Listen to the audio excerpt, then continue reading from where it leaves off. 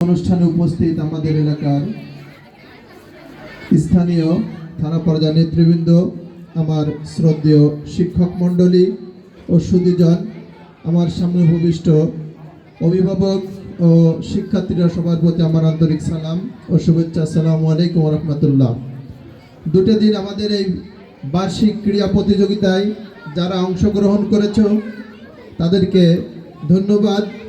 যে লেখাপড়ার পাশাপাশি আমাদের খেলাধুলা, শরীরচর্চাও প্রয়োজন আছে। এই খেলাধুলার মাধ্যমে আমাদের শরীরটা যেমন ভালো থাকবে, মনও ভালো থাকবে।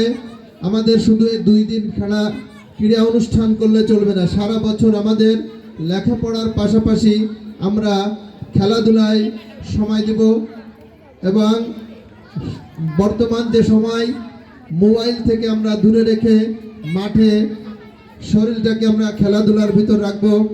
সর্বোপরি যারা আজকের এখানে পুরস্কার পেয়েছো তাদেরকে ধন্যবাদ, আর যারা পুরস্কার পাওনি তাদেরকেও ধন্যবাদ। যে পুরস্কার সবাই পাবে না, পুরস্কার যারা পাওনি আগামীতে তোমরা পাবা, মন খারাপ করবে না। সামনের দিন আরও পুরস্কার হবে, আরও প্রতিযোগিতা হবে। সেই প্রতিযোগিতায় অংশগ্রহণ করার জন্য আমি সবাইকে আহ্বান জানাই। এই প্রতিষ্ঠানে আমরা থাকবো, সুখ দুঃখে, ভালো মন্দ, লেখাপড়ার যা কিছু হয় আমরা আপনাদের পাশে থাকবো, এই আশা ব্যক্ত করে আমার সংক্ষিপ্ত বক্তব্য শেষ করছি। বাংলাদেশ জিন্দাবাদ।